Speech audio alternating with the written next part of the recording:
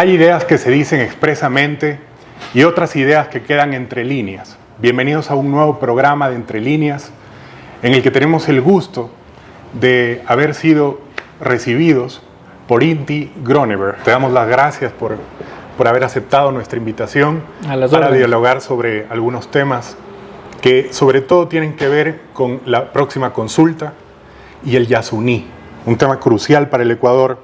Inti, tenemos a una persona de una gran valía académica. Tú has dedicado buena parte de tu vida a la academia, a la ciencia, en el extranjero, concretamente en Inglaterra, en Londres. Entre algunos reconocimientos profesionales más relevantes, cabe señalar que Inti es Orden Nacional al Mérito, grado Gran Comendador. Es también por MIT Technology Review, Inventor del Año en Latinoamérica. Además, es embajador ecuatoriano del Ambiente y la Vía Economía por el Ministerio del Ambiente, Agua y Transición Ecológica. De modo que tenemos a una persona lo ampliamente calificada para hablar del tema del Yasuní. Bienvenido. Muchas gracias. Bueno, gracias por la invitación. Es un placer estar con ustedes en Entre Líneas hoy. Yo creo que el tema del Yasuní, lo he dicho en varios medios y lo confirmo acá, creo que la decisión que vamos a tomar es más importante incluso que la elección presidencial. Y la razón es la siguiente. El mundo está avanzando en un proceso de transición ecológica, no por intereses, no porque sea una moda, sino que esto es una necesidad de sobrevivencia de la humanidad. Y mientras esto avanza a nivel internacional, en el Ecuador todavía no nos estamos dando cuenta de ese proceso de transformación, y la consulta nos permite empezar a discutir de eso. Cuando el Ecuador se piensa subir a la lógica internacional, cuándo vamos a empezar a discutir la era postpetrolera de este país, sabiendo que tenemos, según investigadores, 10 años de reservas, y en dónde se puede hacer explotación o no. ¿Dónde está la riqueza? ¿Está sobre la tierra o está debajo de la tierra? De acuerdo. Yo había, escrito algunas líneas que me parecerían de sumo interés, tratarlas para abandonar el viejo y caduco esquema que tenemos, Inti.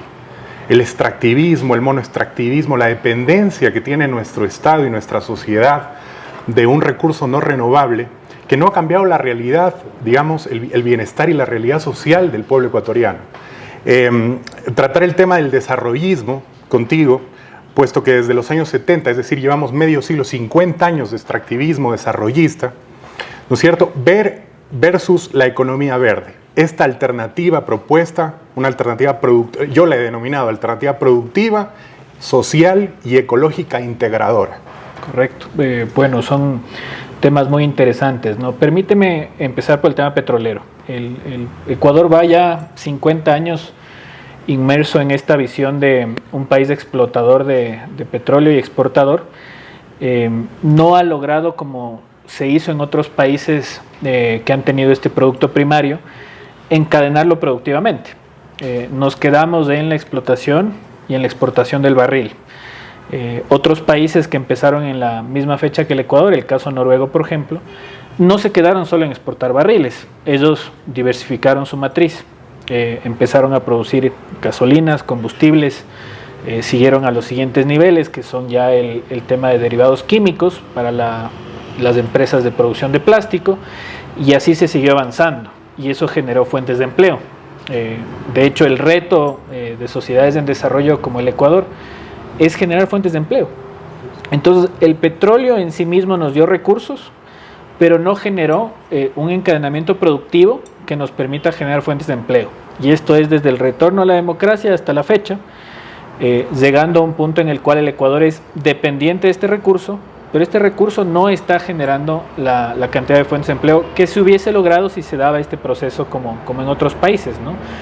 Llegamos al punto de hablar que en el país solamente 3 de cada 10 personas tienen la suerte, porque aquí es una suerte, de tener un empleo adecuado.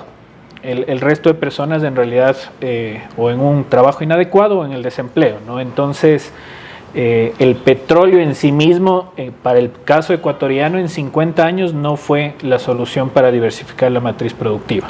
Nada más, Inti, si no lo fue el caso del monoextractivismo petrolero, si esa no fue la alternativa para sacarlo al país, al conjunto de la sociedad, de los problemas más álgidos que tiene, pobreza, desempleo, miseria, una franja de miseria por lo menos en la actualidad, muy amplia, muy grande, ¿por qué pensar que la minería sí lo va a hacer? La minería a gran escala sí nos va a sacar, si tenemos detrás una experiencia de 50 años más bien algo funesta, ¿no? Claro, y sumemos otro dato también antes de ir hacia el tema de minería, que se sepa y es importante. La inversión en el sector petrolero se está reduciendo en un 20% en los últimos 4 años, datos del Banco Mundial. Entonces, el proceso en inglés se llama divestment, que es justamente cómo incluso las inversiones en el sector petrolero están empezando a recaer porque estamos en un proceso de transición, la transición verde como tú la llamaste, y dentro de eso se van a necesitar productos, minerales, metales y entre otros para la tecnología de transición energética, ¿no? Entonces, ahí viene justamente el debate que se da a nivel nacional sobre el tema minero. Y tú pones uno en la mesa, que es si el sector minero va a generar fuentes de empleo en el Ecuador.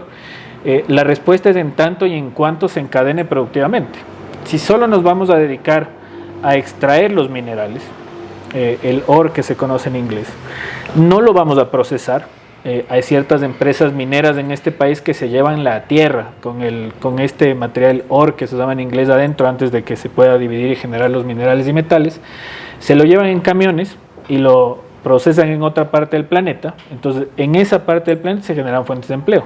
Acá simplemente se volverá un proceso como está hasta la fecha, y eso hay que decirlo, en el cual es una generación de recursos, primero para las empresas que hacen esto, que explotan el material, segundo para las empresas que hacen la transportación, para las empresas que hacen la segregación ya en fuente o en el punto final de destino, y al final te queda un poco para el Estado, ¿no? El tema de los impuestos que pagan, y eso es a la final lo que se espera que termine llegando hacia la ciudadanía si no hay corrupción. Entonces, la respuesta es, si no aprendemos de 50 años de explotación petrolera, y no se está haciendo, si no ponemos las reglas de juego claras, entre ellas dónde hacer minería, no se puede hacer en cualquier lado. Hay lugares en los cuales megadiversos que ni petróleo, ni minería, ni maderables, así de sencillo, son espacios de conservación, entre ellos el Yasuní. Mientras no se ponga claro qué es lo que se puede hacer acá, que no solamente sea la inversión de extracción, sino también tratar de encadenarlo productivamente. Y finalmente, ¿cuál es la relación de la empresa minera extranjera con la comunidad local?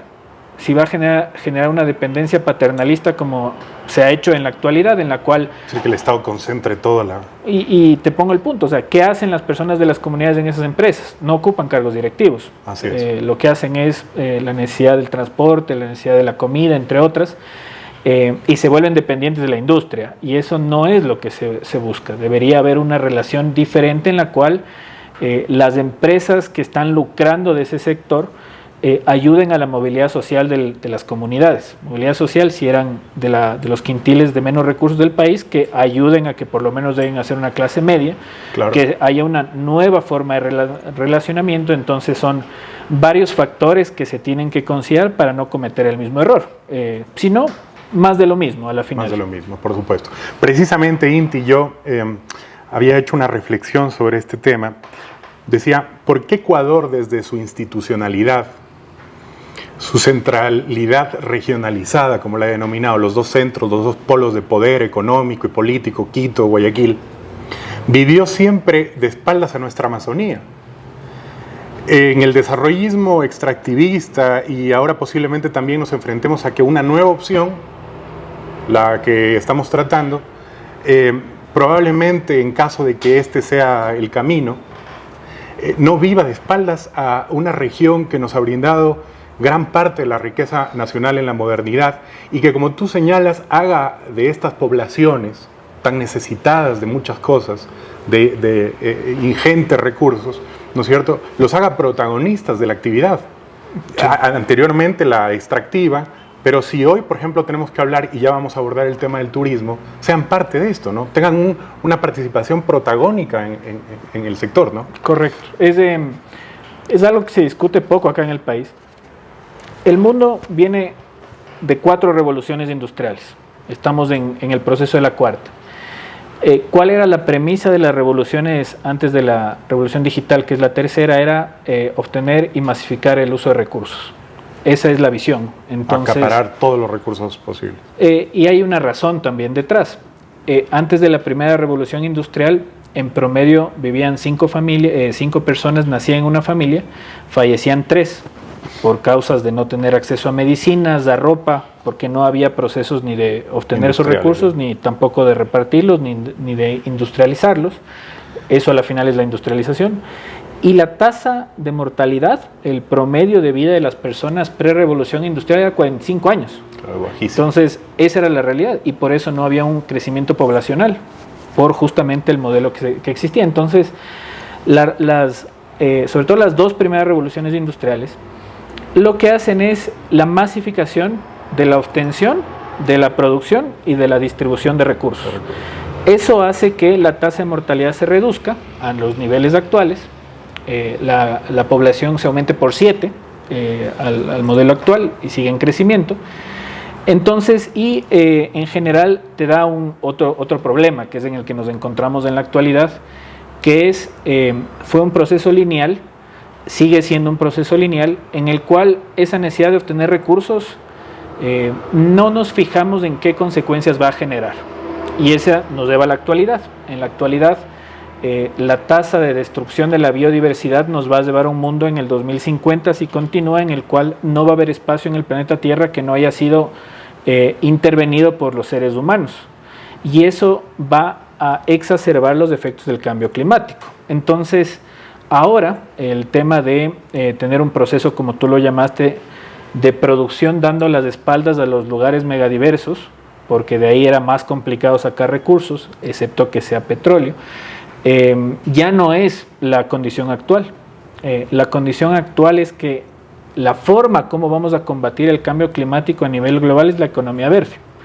La economía verde es justamente cómo se hace una transición de ese modelo a un modelo de menor impacto ambiental, no porque sea el ideal, no tenemos otra alternativa.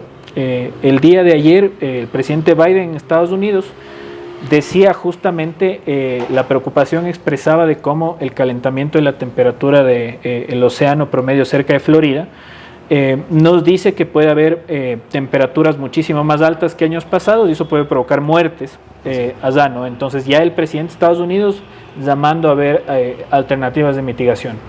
Hace 2 semanas en Canadá un incendio de grandes proporciones que sale una nube de ceniza que termina en Europa, eso tampoco se ha visto, y acá en Ecuador todos preocupados por un fenómeno del Niño que producto del cambio climático se va a aumentar. Entonces no hay alternativa. La alternativa es justamente esa transformación y dentro de esa transformación los espacios megadiversos tienen un valor especial. No es lo mismo un bosque en Europa que tuvo que ser regenerado luego de que se comieron todo el bosque para hacer barcos, que un espacio como el Yasuní, que es el área más megadiversa por kilómetro cuadrado del planeta, según el Smithsonian. Entonces, ese lugar, en este modelo económico que estamos yendo, que es la economía verde, estimada por un instituto de los más prestigiosos a nivel internacional, que es Oxford Economics, en 10.3 trillones. Entonces, ¿qué significa eso? Que hay un valor de oportunidad para los países, para los pueblos, para las empresas que entiendan que hacia allá va el mundo. Entonces, hacia allá es donde podemos ir y quizás por primera vez en toda la historia desde las revoluciones industriales empieza a cobrar importancia a los países megadiversos. Se les metió en la ecuación, antes no estaban. Entonces, eso es lo que justamente hay que debatir. ¿Cómo nos subimos hacia allá, no? Y creo que sí, con este costo de oportunidad, Ecuador sin duda tendría pues podría tener un papel protagónico. Sin duda, y déjame darte un dato, el Ecuador es el país más megadiverso por kilómetro cuadrado de la región y probablemente a nivel internacional. Y dentro de eso tiene el Yasuní, que no solamente es el más megadiverso del mundo, según instituciones como el Smithsonian, sino que el 95% de las especies del Yasuní no existen en otro lado. Entonces, de seguro el Ecuador tiene un rol en donde jugar, en donde incluso los productos que salgan de este país, si tienen esa marca de biodiversidad, de riqueza de la naturaleza de donde salen, sin destruirla, se van a poder posicionar mejor. Ese es el valor de competitividad que otros mercados no pueden tener. Por supuesto. Oye, Inti, yo creo que de todas maneras, pues, podemos observar de todas maneras,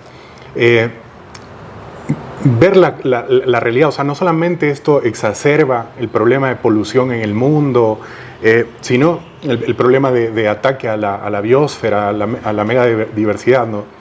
Sino además el problema de la exacerbación del conflicto social, de la conflictividad social. Yo creo que prueba de ello es, vemos los últimos 8 años en el Ecuador, hemos tenido que sufrir y hemos tenido que hacer frente a una pandemia, ahora próximamente un fenómeno del Niño, terremotos, de modo que la naturaleza está cambiando y todo esto se traduce en cada vez mayor pobreza. Cada vez los estados dejan de atender los problemas, digamos, relevantes. El ambiente se degrada y la gente comienza a sufrir las consecuencias, ¿no? Claro, hay que establecer responsabilidades, ¿no? La responsabilidad del cambio climático la tienen los países industrializados, así de simple y sencillo. Nosotros, nuestra responsabilidad en este mundo que ya es una realidad, es cómo aportamos a que no terminemos en el quiebre del modelo económico, porque en eso podemos terminar a nivel global, y es proteger los espacios megadiversos. Entonces, ahora en la ecuación es esa protección de ese espacio megadiverso tiene un valor económico. Entonces, ahí es donde más bien para el país esto se vuelve una oportunidad. No es un sacrificio dejar de explotar el petróleo del Yasuní, que hecho sea de paso, datos de Petroecuador a la Corte Constitucional, no lo he dicho yo, sino el propio Petroecuador, luego yo no sé por qué cambian las cifras, es $148 millones al año, dato de Petroecuador. ¿Y eso qué significa? 0.47% del presupuesto del Estado. Entonces, si a mí me preguntan que la oportunidad de este país de posicionarse a nivel internacional como un país que entiende este proceso de transformación que es la consulta popular, ¿la vamos a desperdiciar por 0.47% del presupuesto del Estado? No tiene ninguna lógica, en realidad no existe. A veces es el miedo de transformación, la costumbre que tenemos de los ingresos petroleros, pero ahí es donde justamente el debate hay que hacerlo muy claro, con cifras. No justifica bajo ningún concepto el explotar el bloque 43, económicamente hablando. Petroecuador tiene otras opciones para recibir esos recursos y es el inicio para que este país se pueda posicionar a nivel internacional. Yo solo me imagino esos titulares luego de la consulta popular, que diga, ese país en desarrollo dijo sí a la vida. Inti, entonces hablemos un poco de economía y desarrollo, o desarrollo y pobreza en todo caso, que es uno de los problemas que más preocupa a la población, ¿no es cierto? ¿Cómo salir de su situación? Y te digo esto porque observando el paradigma que existe sobre este tema en el Ecuador, ya traducido a la campaña electoral, enfrentar con una alternativa viable, o sea, cómo la población puede digerir esto cuando el populismo, la charlatanería, la demagogia política, la miseria politiquera que nos envuelve muchísimas veces y que pienso que buena parte a eso se resumen las elecciones, los pitos, los cánticos, la parafernalia, antes que tratar los temas trascendentales que nos deben ocupar. ¿Cómo hacer frente a eso? ¿Cómo vender esta idea? Es decir, cómo hablar, por ejemplo, de que en realidad para el Ecuador va a ser definitivamente rentable tratar esto, el costo de oportunidad que tiene de poseer un lugar tan megadiverso, el más megadiverso en el mundo. Y por otro lado, el tema, no sé si nos puedes explicar algo de emisión de certificados de carbono, el canje que debe haber por esto, digamos, por deuda ecológica. Explicarnos también qué posibilidad tiene el Ecuador, por ejemplo, en el tema de abordar crecer en cuanto a turismo y crecer en cuanto a agroalimentación, por ejemplo. Claro, eso justamente los sectores que tú has nombrado son sectores ejemplo de transformación del modelo lineal hacia la economía verde.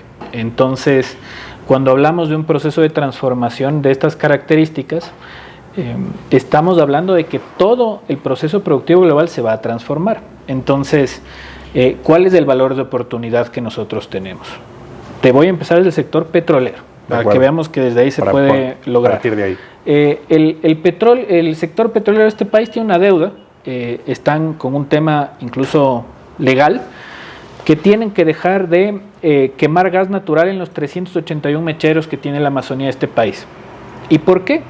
Porque el gas que se emite y los productos resultantes, documentación amplia al respecto, generan problemas a la salud de las comunidades. Entonces ya hay una resolución judicial que dijo a todo el sector petrolero que tiene que apagar mecheros cerca de las comunidades hasta marzo de este año, y no lo hicieron, a pesar de que hay una resolución judicial.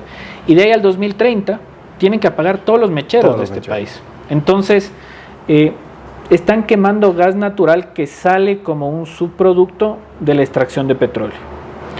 Según datos de Petroecuador, se puede reaprovechar ese gas en vez de quemarlo. Por supuesto. Y eso puede generar $400 millones al año. Entonces, eso es más de 2 veces el valor que pierden por el bloque 43. Y de paso ayudan a las comunidades, de paso ayudan a que la Amazonía de este país no sea en realidad un área de sacrificio y de emanación de gases, porque eso es lo que es ahora. La Amazonía del país no está contribuyendo a reducir y absorber gases de efecto invernadero, por el contrario, está emitiendo todos los días con los mecheros que tenemos en la Amazonía. Entonces ahí hay un proceso en el cual, por hacer esa transición en la cual tú reduces tu impacto ambiental, generas un valor, un recurso, por saber reaprovechar. Entonces, ese es un ejemplo de toda la transformación que va a suceder a nivel global. Todas las industrias van a buscar alternativas de reaprovechamiento, de mejorar sus procesos, de mejorar su eficiencia, el diseño de su producto, para poder ajustarse a las lógicas que van a ser mandatorias a nivel internacional, cada vez más, porque los efectos de cambio climático se van a medir, los vamos a poder percibir de mayor forma. Entonces, cada vez serán mayores. La lógica es justamente que todo esto va a generar una transición. Entonces, ese es un ejemplo de un sector. Entonces, tú decías del sector del turismo. El sector del turismo lo que tiene que hacer es medir de forma inteligente cuál es el impacto que puede generar dependiendo del número de personas y a dónde van. Galápagos, por ejemplo, es un lugar que depende ampliamente del turismo, pero recientemente vimos casos en los cuales existe ya problemas por la cantidad de turistas llegando a Galápagos. Entonces, ¿qué tiene que hacer? Tiene que poder lograr que se dé el turismo, pero minimizando el impacto ambiental. Y luego, quienes vienen de países industrializados que viven todos los días del efecto de cambio climático, ¿a dónde van a escoger ir? Van a escoger ir a las partes que saben que está controlado el impacto ambiental. Por supuesto. Entonces, otra oportunidad económica, otro valor en el cual una industria se puede posicionar de forma diferente si es que sabe justamente subirse a las lógicas. Entonces, agricultura. La agricultura es el monocultivo. Por un lado el ganado, por el otro lado áreas de sacrificio para producir nuestros productos de monocultivo. También se va a transformar, se viene la agricultura regenerativa, se viene el pluricultivo, ya lo están haciendo en países como Estados Unidos a través de subsidios. ¿Cómo se va a transformar el Ecuador? ¿Y qué pasa si no lo hacemos? Cuando los productos que vengan de una agricultura regenerativa salgan de los países industrializados como Estados Unidos y digan esto tiene menor impacto ambiental, y el Ecuador sigan lo mismo en el siglo pasado en cómo hace agricultura. Entonces, ¿quién pierde oportunidades de este país? Entonces, ese es el ejemplo de cómo la economía verde va a trastocar y va a transformar todos los sectores. Entonces, ¿cuál es el valor adicional que tiene el país?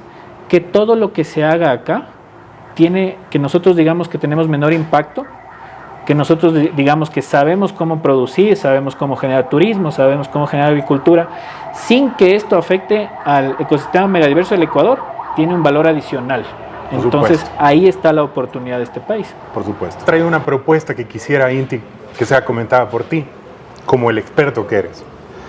¿Qué te parece estos renglones, ¿no? No más expansión de la frontera petrolera, subsidios focalizados, que yo te he escuchado hablar de eso y creo que es un paso a dar en el país importante, y servicios ambientales, bonos por carbono no emitidos a la biosfera, reducción de la huella de carbono en canje con impuestos ambientales.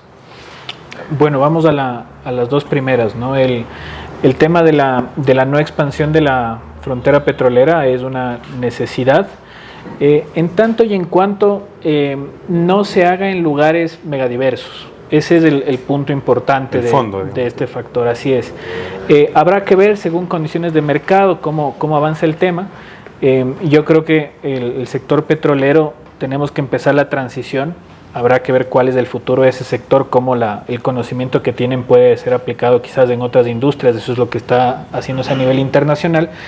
Entonces, lo primero que habría que hacer en el corto plazo es cómo mejorar la cantidad, la eficiencia de extracción de recursos, porque hay varios investigadores que dicen que el 12% de pérdida que tendríamos por el bloque 43 frente a la producción nacional se puede hacer con optimización justamente de los pozos existentes, más lo que ya hablamos que es importantísimo de evitar ya la quema de gas natural. Entonces, por ahí, claro, empezar y seguir viendo cómo avanza el mercado internacional, qué tan rápida sea la transición. Europa habla de que al 2035 ya espera que todos los vehículos que transiten en Europa tengan generación eléctrica, ¿no? Entonces, hay que seguir avanzando y viendo eso. Eso sí, enfatizar acá en el país, no podemos hacer extracción en áreas megadiversas por todo lo que estamos comentando, ¿no? El valor natural que tienen en la actualidad, el valor de lo que está sobre la tierra es muchísimo mayor a lo que se encuentra debajo de la tierra, ¿no?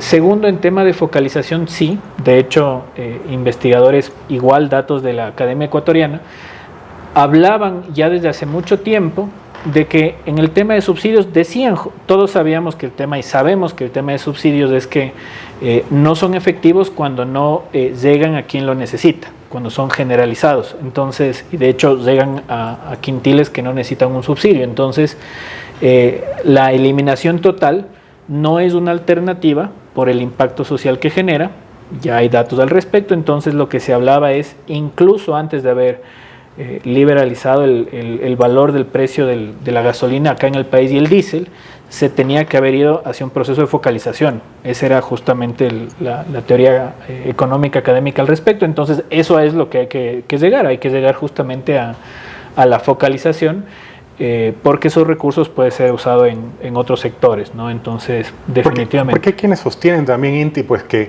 técnicamente esto es muy complejo, es difícil, complicado, hay miles de cosas, en el tema se dan la vuelta, el tema de focalización. ¿Por qué en el país ha sido tan problemático abordarlo y ejecutarlo, ¿no? Hay 1.200 estaciones de venta de gasolina en el país.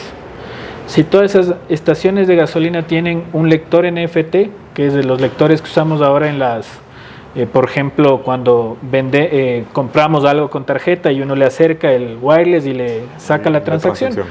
Tú das una tarjeta, a todos los que tienen el subsidio, pones 1.200 de estos en todas las gasolineras y tienes ya una focalización de subsidio. ¿Dónde está la complejidad? Entonces, y esto no solo se hace acá. En Inglaterra, que yo estuve 7 años, hay una suerte de subsidios. Justamente uno de esos focalizado es en el tema del uso del metro. El metro para los estudiantes tiene un subsidio focalizado. Tú tienes tu tarjeta especial, tú la pides, cada vez que tú vas al metro tienes un cobro diferente y tú puedes tener un mapeo de a persona por persona, de cuánto está cobrando subsidio.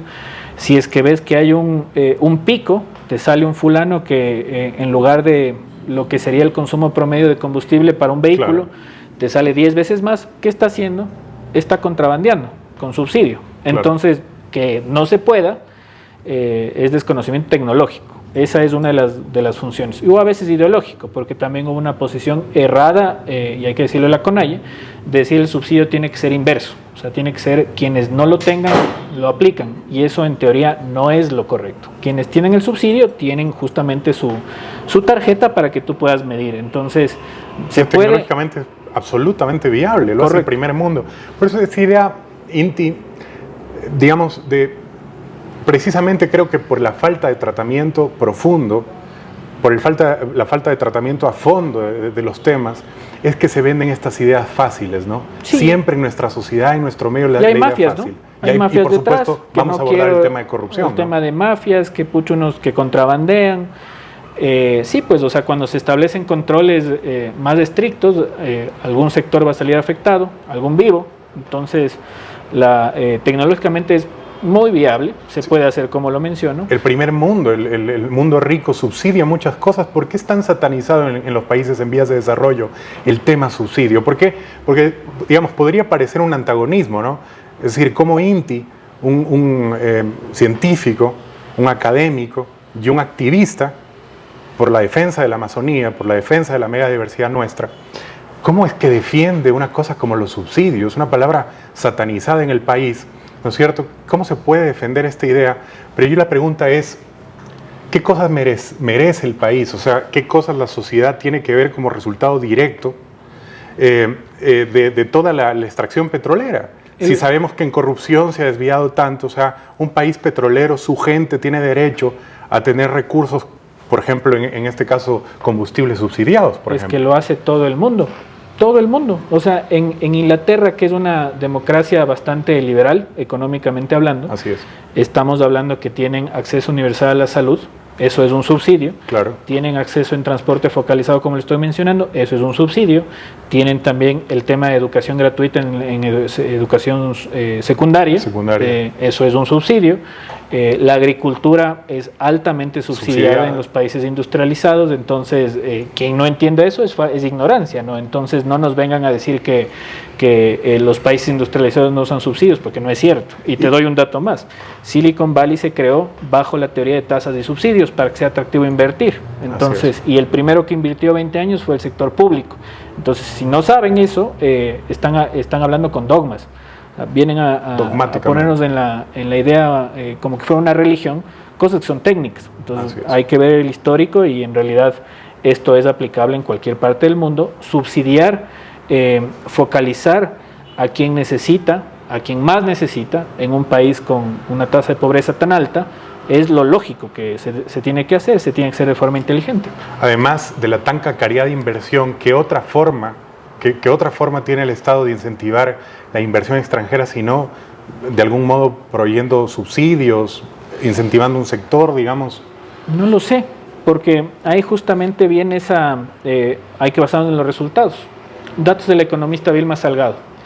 El país en subsidios, 2021, dejó de percibir 6.338 millones. Esa es la cantidad. Solo para que tengamos una idea de cuánto significa eso. ¿Cuál es todo el ingreso petrolero que va a recibir el Ecuador este año, ya con proyecciones del Banco Central? 2.900 millones. Toda la producción petrolera de este país, ingreso al presupuesto del Estado. Entonces, estamos generando, ni siquiera nuestra producción petrolera nos permite generar los ingresos para poder cubrir esos subsidios. Y esos subsidios a la final, que se da justamente, la teoría tú bien la dices, das un subsidio, pero ¿para qué? Para que se reinvierta en el país. No es para que vaya al bolsillo de una, dos o tres personas. Entonces, la teoría económica también te dice el subsidio, cuando se da a los sectores industriales, es con la garantía de que reinviertan. Y ese es donde se ha quedado este país, ¿no? Entonces, si damos 6.338 millones, el Estado tiene que esperar un retorno. Ese retorno es que se reinvierta, que la economía crezca y luego recibas con el pago de otros impuestos. Entonces, cuando se desconecta y solo se hace el paso 1, simplemente lo que estás haciendo es regalar la plata, porque no está generando el modelo de transformación. Que se provean entonces subsidios en servicios de calidad, subsidios de calidad por un lado, es decir, educación de calidad, salud de calidad, tenemos derecho a combustibles de calidad. Se subsidia combustible muy malo, de muy mala calidad, ¿no? Y que el subsidio llegue a la persona que menos recursos tiene. Por supuesto. $1 que le ahorras a una persona de los quintiles de escasos recursos del país es $1 que va para su alimentación, es $1 que va a la salud, $1 que va a la educación. Entonces, para ellos cada dólar cuenta. Entonces, para allá hay que mandar los subsidios focalizados en este sentido. En el otro lado, los incentivos tributarios, eso es subsidios, que se da a la parte alta, productiva, tiene que estar encadenado a la reinversión. Si no reinvierten, ¿para qué le doy incentivo? Entonces, ese es un poco el modelo en el cual lo que tú a la final buscas es inyectar dinero a la economía, ¿no? Así es. Del un lado, motivas que las personas de escasos recursos puedan tener capital para mover la economía, y del de arriba también que reinviertan, ¿no? Entonces es un modelo se diversifica la economía, muy establecido que acá falta, y te sumo nomás. tú pagas impuestos. Así es. Yo pago impuestos. Me imagino que la gente que nos ve paga sus impuestos. Sí. En el Ecuador la evasión fiscal son 7.000 millones al año, datos de la CEPAL.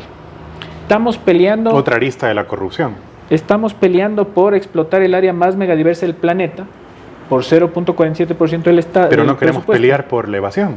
148 millones al año, cuando 7.000 millones de dólares en este país, las personas que no les importa que hubo pandemia, que va a venir el fenómeno del Niño, que se nos puede inundar medio país y no hay plata, y aún así no pagan los impuestos. ¿Qué modelo es ese? Entonces ahí es donde justamente tú mencionabas anteriormente, ¿qué es lo que tenemos que empezar a hacer? Eso es lo que hay que hacer. O sea, justamente enfocarse en generar una cultura tributaria a la orden de la realidad de este país y de la global. Ninguna economía funciona con una evasión tan alta. Y en el otro caso, la focalización y la revisión de qué sirven los subsidios, de para arriba y para abajo, ¿no? Arriba le llaman incentivos, pero es un subsidio a final de cuentas. Entonces, ¿qué tanto hace que eso reinyecte capital a la economía? De abajo igual. Entonces, por ahí es donde hay que empezar un proceso de análisis profundo del modelo económico de este país. Y me perdonará la audiencia, me perdonará que en el programa haya estado tal vez tan serio con Inti, pero es que son problemas cruciales. No podemos sonreír demasiado cuando lo que se nos advierte, lo que viene para el pueblo ecuatoriano, no es la elección de un presidente de 2 años. Eso no tiene trascendencia alguna para nuestro futuro, ni inmediato ni lejano, ¿verdad? Detrás de la consulta por el Yasuní hay un problema así de fondo, no un presidente de 2 años que no va a resolver absolutamente nada. Correcto. Esto es una quimera, esto es un engaño. Pero detrás del Yasuní sí creo que hay un problema y un problema muy de fondo. Es el modelo de desarrollo de este país. Eso es lo que se está discutiendo. Y qué bueno que empecemos a hablar, fruto de la consulta, esta realidad, porque estamos a tiempo. Estamos un poco atrasados con países como Costa Rica, que viene ya 10 años trabajando en esto. Colombia se está subiendo. México empieza también a darse cuenta, Brasil lo retoma otra vez. Los que todavía ni siquiera nos damos cuenta de la oportunidad es de este país, es del Ecuador. Y el Ecuador tiene una oportunidad de repensar su modelo económico de desarrollo a raíz de la consulta popular. Por eso vemos gente que proponemos la idea de decir sí a la vida. Eso es lo que en la consulta que tenemos del 20 de agosto, motivar a la gente a que prefiera la vida que lo que se encuentra debajo porque tiene mayor valor, y esto va a enviar un mensaje internacional muy potente sobre este país, sobre su gente, sobre cómo ya estamos en ese proceso de despertarnos y darnos cuenta de que nuestra riqueza está ahí en nuestra naturaleza, en nuestra biodiversidad, y esto ojalá nos permita seguir dando los siguientes pasos, ¿no? en este proceso tan importante de sumarnos a la economía verde por las oportunidades que va a generar. Es un claro mensaje, un mensaje muy emotivo, Inti. Es un mensaje motivador. Tú eres un joven con ideales y yo realmente aspiro que te mantengas y que lo hagas, porque no solamente tu trayectoria académica, científica, es una motivación para nosotros los jóvenes en el Ecuador, sino también tu visión, esta visión moderna, esta visión quizás idealista, pero realizable, como hemos podido darnos cuenta. Es realizable, es absolutamente viable, ¿no? Claro, de idealista no tiene nada. Dicen que es hippie, sí. Esto de hippie no tiene nada. Así es, escuché a alguien decir que eran 4 hippies hace unos días que te comentaba que 4 hippies van cambiando. Es correcto. Esto, por Dios. Nada de sueños de un grupo de gente que quiere verle al mundo con un arcoíris detrás. No, o sea, esto no es por ahí, no es el tema idealista, es pragmático. Es los datos, la evidencia. En realidad no va a un tema de no hay otro planeta, no hay un planeta B. Si no hacemos estos cambios, la humanidad sabe en los consensos internacionales que nos vamos al apocalipsis. Eso es lo que estamos enfrentando. Eso es lo que nos viene. Entonces hay una oportunidad de transformación que se está dando y el Ecuador tiene que subirse. Más bien tiene que abrir los ojos a esa transición que se está dando y darse cuenta de su potencial. Cerremos la entrevista, Inti, con nada más abordar rápidamente dos temas. El primero, toquemos necesariamente la llaga con el dedo. Hablemos de corrupción. Participación Ciudadana estima que cada año se desvían recursos a la corrupción por alrededor de 3.500 millones. En promedio, más del 10% del presupuesto del Estado. Es decir, un Estado, por un lado, tratamos subsidios eficientes, servicios traducidos en servicios de calidad para la población. La población tiene derecho a acceder a servicios de calidad, a subsidios bien enfocados que den resultado y que atiendan a los más pobres. Pero por otro lado también hablamos de un Estado absolutamente ineficiente, un Estado corrupto. Perdóname y perdone la audiencia si a lo mejor soy en esto quizás muy duro, ¿no? Pero creo que la realidad, la complejidad, las cosas que nos han ocurrido, creo que no exagero en este calificativo, ¿verdad? Un Estado muy corrupto e ineficiente, por otro lado. De modo que el rentismo petrolero, la actividad que no genera mayores puestos de trabajo, que no está contribuyendo a resolver el problema del desempleo, de la distribución de la riqueza, es un Estado que capta los recursos del petróleo, van al centralismo y la gente no ve traducido en su bienestar, en su realidad, digamos, inmediata. Entonces, ¿por qué seguir creyendo en esto del desarrollismo? ¿Por qué seguir, si sabemos que 3.500, según Participación Ciudadana, 3.500 millones se desvían? Entonces, ¿por qué seguir en un modelo, un esquema caduco, pero además muy delincuencial, digamos, un problema muy corrupto? ¿Por qué seguir en la misma lógica? ¿Por qué no avisorar una realidad diferente en todo sentido, no? Bueno, ahí lo que tenemos que hacer es el modelo democrático, nos guste o no nos guste, es el mejor modelo que se nos ha ocurrido a la humanidad como tal. Difícilmente un proceso de transformación de todo el modelo en esas características va a salir del país, más bien deberíamos enfocarnos en el tema de transición, como comento. Entonces, el reto está justamente en cómo lograr que el modelo actual se vuelva más eficiente y tenga menos fugas de recursos de corrupción.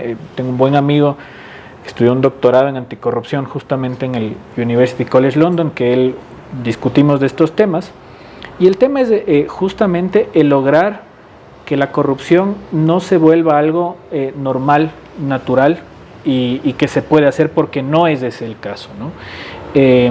Las personas que entran al servicio público, y tampoco se puede generalizar, hay funcionarios públicos que trabajan ahí porque buscan dar un servicio, dentro de esos hay gente que llega simplemente a tratar de robar para tener un mejor estatus de vida. No sé cómo lo podrían hacer, porque igual es muy complejo en la actualidad sin que la sociedad se dé cuenta. Entonces, creo que las redes contribuyen bien en ese sentido, sí, de hecho, muy bien, ¿no? El accountability que llaman los que estudian el tema, ¿no? Que justamente cada vez más funcionarios públicos están en el ojo, ¿no? de la sociedad, y es mucho más complejo que puedan terminar haciendo cosas como la corrupción que se sigue dando, pero ahora el efecto del gobierno actual, un gobierno en el cual mucha gente confió, hablaba de proponer un encuentro, hablaba de justamente de que como el señor presidente es una persona de recursos, difícilmente va a buscar más recursos,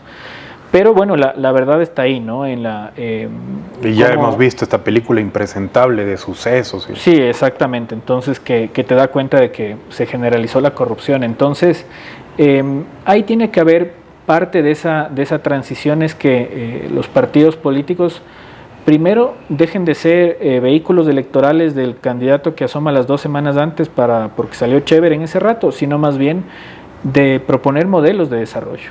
Los planes de campaña que salen de los candidatos, yo me pregunto por qué no salen de los partidos.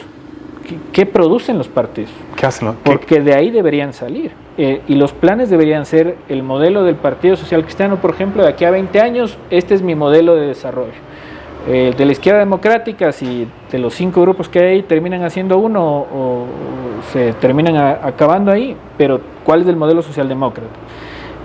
Y así, ¿no? Entonces, cada partido debería proponer algo para que incluso el debate no sea porque el señor de allá grita más o la señora de allá se enojó más, sino más bien frente a un modelo, como es en otros países. Y parar, ¿no?, la estridencia, ¿no? Correcto, y dentro de eso te da la oportunidad política también de que la gente que empiece a meterse en la política lo haga porque tiene concordancia con una visión ideológica o un modelo de desarrollo de un partido o de otro partido, y a la final eso logre que subir el nivel del debate, ¿no? Entonces, en ese sentido, tenemos que seguir trabajando en que nuestra clase política mejore, que vaya a servir y no a servirse, y que los modelos de desarrollo que salgan de los grupos políticos no es una cosa que haces en 2 semanas, ni la tesis se demora 2 semanas, y acá en 2 semanas sacan un modelo para el país, ¿no? Entonces, es un plan para el país, qué cosa tan... En 2 semanas, o sea, yo digo, ¿cómo lo logras, no? Entonces,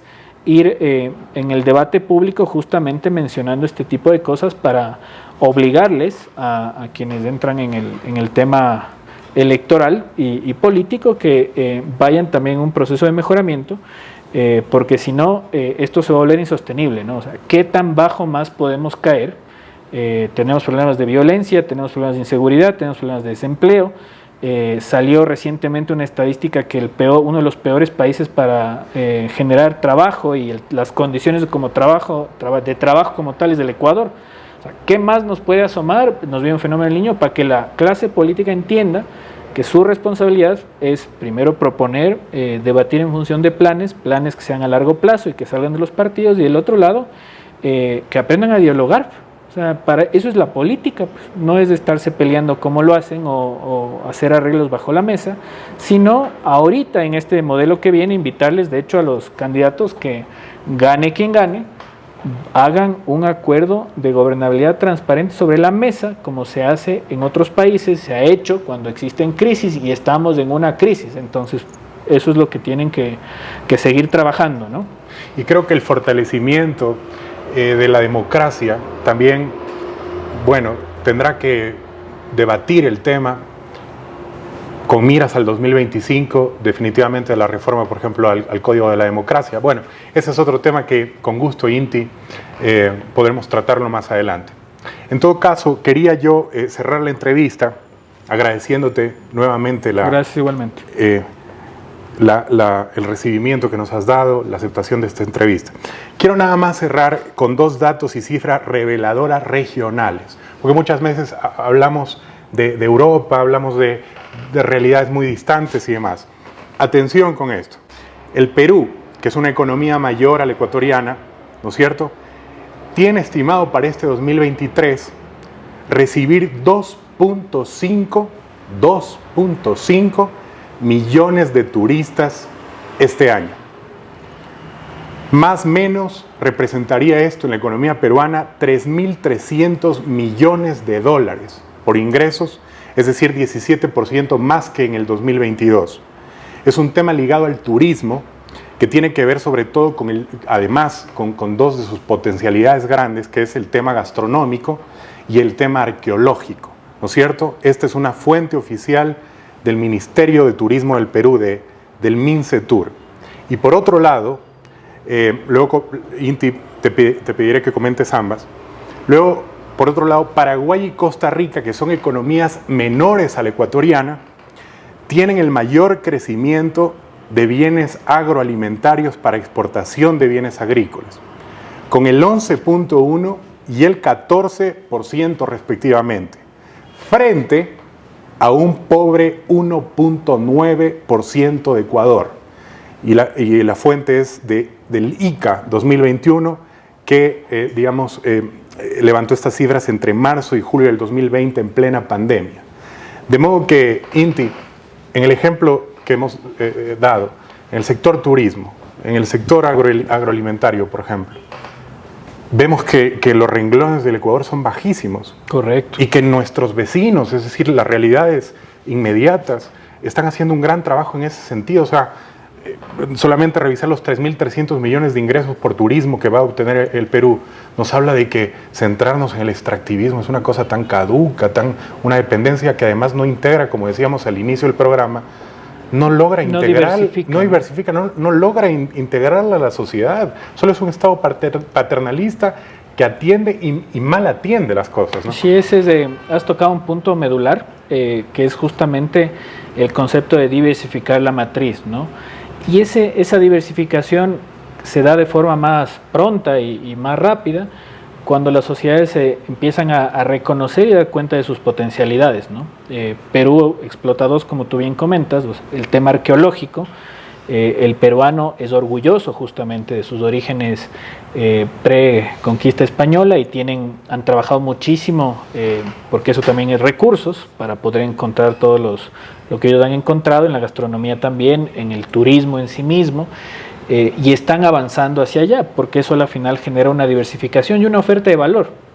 Una vez que tú te posicionas a nivel global, y el mercado global dice Perú tiene una arqueología increíble y una economía y una gastronomía espectacular, ¿por qué no ir a verlo, no? Entonces, con Costa Rica y Paraguay, que tú bien comentas, ellos están enfocados justamente en mejorar su producto de agricultura, que de hecho genera una amplia generación de fuentes de empleo, y están enfocándose hacia ese progreso, ¿no? Entonces ahí el Ecuador, vuelvo a lo mismo, el modelo de desarrollo de este país. Definitivamente no es petrolero, ya lo hemos hablado, ya nos encadenó, no lo va a hacer porque estamos en una fase en la cual el mundo va a dejar de depender de combustibles fósiles, no va por ahí.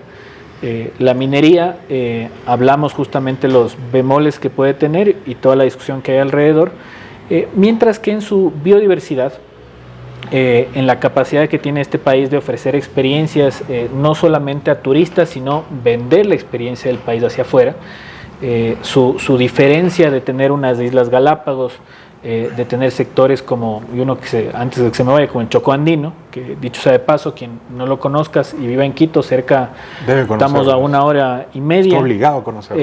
Y es el lugar, los bosques del Chocó Andino son los bosques más hermosos que yo he visto en toda mi vida. En Europa no he visto un bosque tan maravilloso como el que se puede ver en el Chocó. Tan precioso. Es increíble cómo cientos de especies crecen en un solo árbol, la mega diversidad que tenemos. Entonces, como te iba diciendo, sectores como el Chocó Andino nos muestran algo que cuando los turistas vengan y podamos hacer una forma sostenible, podamos generar productos de exportación, ahí el Ecuador tiene un potencial enorme. Porque lo hemos visto ya, ciertas empresas nuevas, hablemos con nombres, pongamos Pacari, por ejemplo, como en un mercado saturado del chocolate. Si hace 10 años me decías una empresa ecuatoriana va a competir en un mercado saturado con empresas de Suiza y de Bélgica, te decía, hijo de madre, ¿cómo? Pero ¿cómo lo hace Pacari? Porque justamente le cuenta a sus consumidores locales e internacionales que es un producto de alta calidad, porque su producto primario, el cacao, está bien tratado, da el precio justo de pago a las comunidades, te cuenta la historia que venía atrás, amigable con el medio ambiente, viene de una región megadiversa. Entonces, ese es el punto fundamental en el modelo de desarrollo de este país, cual sea, y habrá que discutirlo. Sin duda está la megadiversidad de este país. Eso es lo fundamental, que hay que ver cómo nosotros lo metemos dentro de la lógica de este país en todos sus conceptos y nos posicionamos en este mundo en el cual cada vez menos existen desafortunadamente espacios como el Ecuador. Entonces es momento de atrevernos en ese proceso de transición, motivar a la gente a que sin miedo diga sí a la vida en la consulta popular. Hemos desmentido el tema de que vamos a perder recursos, sino todo lo contrario. No nos perdamos esa oportunidad de demostrar a la comunidad internacional que el Ecuador está listo de dar el salto hacia la economía verde, que va a generar una infinidad de recursos para este país. Y creo que tú con datos, Inti, lo has demostrado. Has demostrado que este camino es posible. Hay la importancia, precisamente la relevancia de darle un sí, de darle un voto de confianza a esta propuesta. Y los ecuatorianos y quienes vivimos en este territorio, en este país, poder cada vez conocerlo mejor, porque la sabia naturaleza ha sido prodigiosa, ha sido generosa con este territorio que nos pertenece, que debemos cuidar y debemos querer. Inti, te doy mucho las gracias, realmente estar delante tuyo, que sin duda eres una guía, eres un ejemplo para la juventud ecuatoriana, me emociona, me alegra, Te doy las gracias por haber aceptado esta invitación. Gracias a ustedes por la oportunidad.